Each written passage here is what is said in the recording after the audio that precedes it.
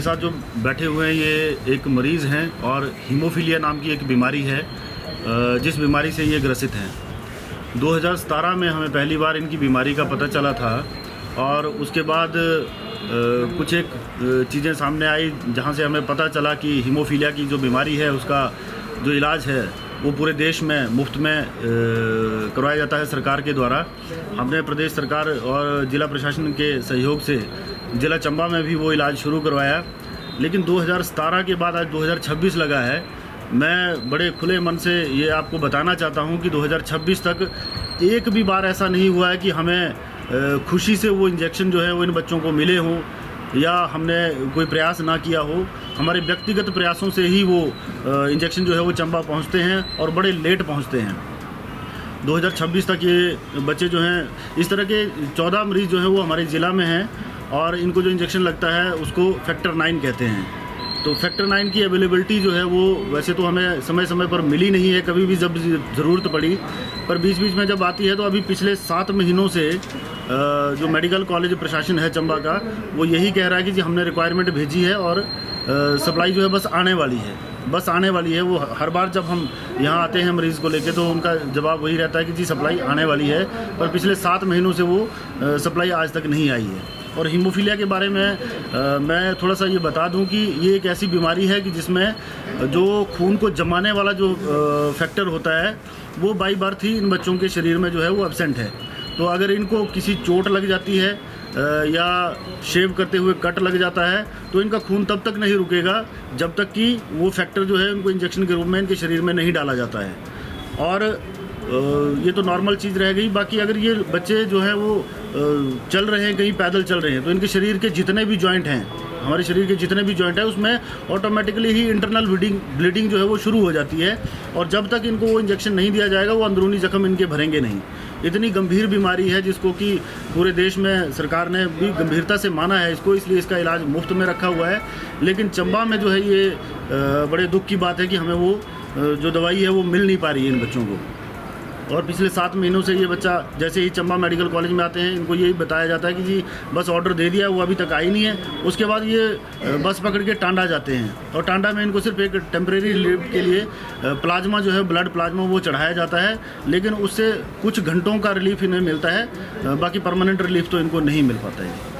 मैं आपके माध्यम से चाहूँगा कि सरकार जो है वो इसको गंभीरता से ले, इसकी जांच की जाए कि 7 महीनों से जो वो दवाई है जो कि इमरजेंसी ड्रग लिस्ट जिसको ये लोग बोलते हैं EDL, उस लिस्ट में भी ये दवाई है, उसके बावजूद भी इतने गैर जिम्मेदाराना तरीके से जो है वो चाहे स्वास्थ्य विभाग का जिला प्रशासन हो चाहे मेडिकल कॉलेज का प्रशासन हो, बहुत ही गैर जिम्मेदाराना तरीके से कर रहे हैं। मैं आपके माध्यम से सरकार से ये निवेदन करूंगा कि भले ही आप इसकी माँ को 1500 रुपये मत दो। इसकी माँ ने मुझे आके कहा था, मेरे घर आके कहा था कि जी सरकार तक हमें ये बात पहुँचाओ कि हमें आपसे मुफ्त में ना तो 1500 रुपये चाहिए, ना ही मुफ्त में आपकी कोई स्कीम चाहिए। मेरे बच्चे के लिए जो दवाई ज़रूरी है आप उस पैसे को इकट्ठा करके वो दवाइयाँ खरीद के मेडिकल कॉलेज में मुहैया करवाएं। सर उनका यही है कि देखिए जिम्मेवारी तो उन्हीं की बनती है, मतलब डायरेक्टर जो हेल्थ हैं उन्होंने हमारे प्रदेश के 6 मेडिकल कॉलेज को पत्र जारी किए हुए हैं कि आपका जो संस्थान है वो हीमोफीलिया के मरीजों के लिए इन संस्थानों में मुफ्त में इलाज किया जाएगा। और MS जो है मेडिकल कॉलेज का जो MS है उसकी ये जिम्मेवारी भी उसमें तय की हुई है कि वो अपने जो मेडिकल कॉलेज का क्षेत्र है उसमें आइडेंटिफाई करे कि कितने मरीज़ हैं, उनको हॉस्पिटल के साथ अटैच करे और कितनी रिक्वायरमेंट उनकी रहती है इंजेक्शन की, उसकी वो रिक्वायरमेंट भी निदेशालय को भेजें। बावजूद उसके सर यहाँ कर्मचारी कुछ कर ही नहीं रहे हैं। अफसोस तो ये है कि जब 1 तारीख को इन लोगों के खाते में सैलरी के रूप में पैसा आता है तो इन लोगों को शर्म नहीं आती है कि भाई मैं किस चीज़ का पैसा ले रहा हूँ। उनकी जिम्मेवारी यही है सर कि वो उनके जेब से कुछ नहीं जाएगा। सरकार ने सारे मानक तय किए हुए हैं, इन्हें सिर्फ ये करना है कि भाई रिक्वायरमेंट तो तुम भेजो, ये रिक्वायरमेंट तक नहीं भेज रहे हैं सर। और हमें सिर्फ ये बोला जा रहा है कि जी हमने रिक्वायरमेंट भेज दी है, वो सप्लाई आने वाली है। भैया सप्लाई ऐसी क्या होगी कि 7 महीने से वो सप्लाई आ नहीं रही है चंबा। हमने इनसे पूछा कि आपने ऑर्डर किसको दिया है, उसका नंबर दो हमें, हम उनसे बात करते हैं, हम उनसे पूछते हैं कि भैया आप क्यों नहीं भेज रहे हैं। लेकिन अंदरूनी कुछ चीज़ें मुझे लगता है कि हमें गुमराह किया जा रहा है। तो क्या उन्होंने आपको नंबर नहीं दिया उस कंपनी? नहीं सर, नंबर नहीं दिया, बोला जी ये हमारा कॉन्फिडेंशियल रहता है तो हम खुद अपने लेवल पे उनसे बात कर लेंगे।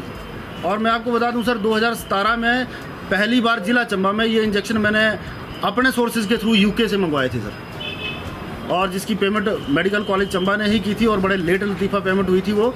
उसके बाद सर एक हीमोफीलिया फेडरेशन ऑफ इंडिया है HFI, जो कि ये फैक्टर जो है वो फ्री में प्रोवाइड कराते हैं पूरे भारत में।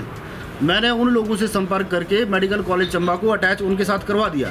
अब यहाँ से जिम्मेवारी इनकी ये बनती थी कि ये लोग उसका UC जो यूटिलाइजेशन सर्टिफिकेट होता है वो मेडिकल कॉलेज के प्रशासन ने उनको भेजना था, लेकिन पिछले 4 बार से वो दवाई भेजते गए। जब इमरजेंसी होती थी हम उनसे निवेदन करते थे, वो दवाई भेज देते थे, और इन्होंने UC नहीं भेजा, इसलिए HFI ने मेडिकल कॉलेज चंबा को ब्लैक लिस्ट कर दिया। अब वो लोग भी ये दवाई नहीं भेजते हैं। और आपने इस मामले को लेकर आगे भी कई बात की, जैसे एक बार हेल्थ सेक्टर है जो यहाँ पे आप जी सर मंडल में भी किसी से बात की है? मैं सेक्रेटरी लेवल तक सर रोज़ कल जब सुबह मुझे इस बच्चे का फ़ोन आया कि जी मैं पिछले 22 दिनों से मेडिकल कॉलेज टांडा में एडमिट था और मुझे इसके जो पेशाब और लैट्रिन में ब्लड आ रहा है, और 22 दिन ये वहाँ रहा, इसको वहाँ वो प्लाज्मा ही चढ़ा, जिससे कि रिलीफ कुछ ज़्यादा खास इसको मिला नहीं। ये वहाँ से वापस आ गया, जैसे ही चंबा पहुँचा तो इसको फिर से पेन शुरू हो गया, तो ये मेडिकल कॉलेज चंबा चला गया। उसके बाद इसने मुझे फ़ोन किया।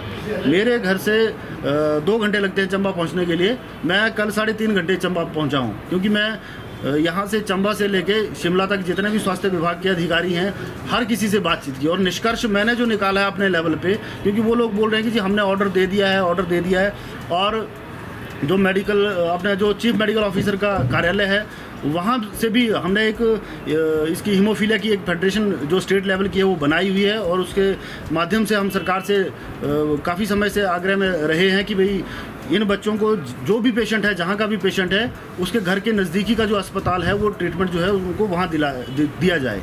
और जो स्वास्थ्य निदेशालय है हिमाचल प्रदेश का, वो इस पे काम भी कर रहे हैं। उन्होंने मुख्य चिकित्सा अधिकारी को भी निर्देश दिए हैं कि आप अपने BMOs के थ्रू पेशेंट आइडेंटिफाई करें, रिक्वायरमेंट उनसे लें। मैंने जब इनसे बात की तो ये बोलते जी हम खरीद लेंगे, पर जब वो खरीदने के लिए ऑनलाइन साइट पे जा रहे हैं वहाँ उनको शो नहीं हो रहा है कि खरीदना किस पार्टी से है। अब इसमें ये रहता है कि जो रेट कॉन्ट्रैक्ट है वो मेडिकल एजुकेशन जो है हिमाचल प्रदेश का, शायद उन्होंने करना है रेट कॉन्ट्रैक्ट। तो मुझे ये लग रहा है कि अभी तक उन्होंने वो रेट कॉन्ट्रैक्ट का जो टेंडर होता है वही नहीं किया इन लोगों ने। नहीं विपिन जी, ये तो हो गई पैसे की बात ना, अगर पैसे से खरीदना, जैसे आपने बताया कि जो संस्था है आपकी जी सर, वो फ्री ऑफ कॉस्ट जो है वो मुहैया करवाती है, तो उसमें क्यों नहीं ये मेडिकल या स्वास्थ्य विभाग जो है वो दिखा रहा है, इंटरेस्ट दिखा रहा है? सर अब इनके इंटरेस्ट का तो यही लोग जाने। हमने तो सिर्फ इनको ये बोला था कि आपने जैसे दवाई आती है, जब बच्चों को इंजेक्शन लगते हैं आप डॉक्टर से उसी टाइम UC लेके उसको मेल भेज दीजिए, इतना सा काम था सर। और इन लोगों ने 4 बार जो था वो लाखों रुपए की दवाई आती है सर ये, और लगभग 4 से 4.5 लाख रुपए की वो जो UC था इन्होंने वहाँ भेजा नहीं। मैं 2017 के बाद की बात बता रहा हूँ आपको, 2018 के आसपास की, और UC यहाँ से भेजा नहीं गया और उन्होंने मेडिकल कॉलेज चंबा को ब्लैक लिस्ट कर दिया है। तो आपके हिसाब से सरकार ने इन बच्चों का 14 बच्चे जो चंबा में उनका साथ छोड़ दिया? सर लग तो यही रहा है, हो सकता है सरकार के ध्यान में ये चीज़ें ना हो। मैं इसलिए आप लोगों के समक्ष आया हूँ, आप लोगों से सहयोग चाह रहा हूँ कि सरकार तक ये बात पहुँचे। अभी मैं बताऊँगा आपको, 2-1 हफ्ते पहले कुल्लू में हमारा एक साथी था जो इसी बीमारी से ग्रसित था, वो गिर गया, उसको सिर में चोट आई। चोट के बाद उसको हॉस्पिटल ले गए और उसकी ब्लीडिंग रुकी नहीं सर, क्योंकि इनका जब तक इनको वो फैक्टर नहीं दिया जाएगा खून नहीं रुकेगा। पूरे प्रदेश में हिमाचल प्रदेश सरकार के पास वो इंजेक्शन उपलब्ध नहीं थे और उस बच्चे की मौत हो गई सर। इंजेक्शन के साथ प्लाज्मा भी उपलब्ध होना चाहिए, आपको नहीं लगता sir? Sir plasma permanent solution नहीं है इसका, टेम्परेरी तो है, बट मतलब कुछ एक घंटे का। जी जी जी। तो 7 महीने से ये बिना उस इंजेक्शन के रह रहे हैं, और क्या वो उस इंजेक्शन की क्या कॉस्ट है? सर इंजेक्शन जो 1 डोज बनता है इनका वो लगभग 70 से 80 हज़ार रुपये के आसपास बैठता है। ये बॉडी वेट के हिसाब से कैलकुलेट किया जाता है कि किसको कितना लगेगा, पर एक एवरेज जैसा मैं आपको बता दूं 70 से 80 हज़ार रुपये के बीच में एक इंजेक्शन लगेगा। और इसका जो भाई है सर, वो मैं आपको बता दूं, ये तो बेचारा आ गया है यहाँ तक, इसका भाई बिस्तर पे पड़ गया सर, वो बेड रिडन हो गया है। उसके जितने भी जॉइंट हैं सब में इंटरनल ब्लीडिंग हुई है, और जख्म जो हैं वो तब तक नहीं भरेंगे उसके जब तक कि वो इंजेक्शन उसको नहीं दिया जाता सर। वो चलने फिरने में असमर्थ हो गया सर। तो क्या आपको लगता है, जैसे आपने बताया कि कुल्लू में जो दुखद घटना घटी है, जी सर, क्या आपको लगता है कि जो स्वास्थ्य विभाग चंबा है या मेडिकल कॉलेज चंबा, उसको भी ऐसी घटना का जो इंतजार है चंबा में? सर मुझे तो यही लग रहा है कि वो इंतज़ार यही कर रहे हैं कि भाई मरते रहें लोग। तो मैं यही चाहूँगा सर, माननीय मुख्यमंत्री महोदय तक अगर ये बात पहुँचती है तो वो इसका संज्ञान लें सर, कि लोगों को मरने के लिए क्यों छोड़ा जा रहा है सर। अब जैसे इसकी माँ ने बोला कि भाई मेरी बात सरकार तक पहुंचाओगी, ना तो मुझे 1500 चाहिए, ना मुझे आपसे कोई सब्सिडी की स्कीम चाहिए। उस पैसे को इकट्ठा करके आप जो है वो दवाई इन बच्चों को जो मिलती है वो खरीदेंगे। ये जो व्यक्ति है, ये जो युवक है, ये चुरा विधानसभा क्षेत्र से संबंधित है। जी तो सर। क्या जो चुरा के विधायक है उनके ध्यान में ये बात लाई है आपने? सर बातें तो देखिए 2017 से 2026 चला है, सभी को पता है सर। कुछ भाजपा के कार्यकारिणी सदस्य भी हैं जिनके बच्चे भी इस बीमारी से ग्रसित हैं।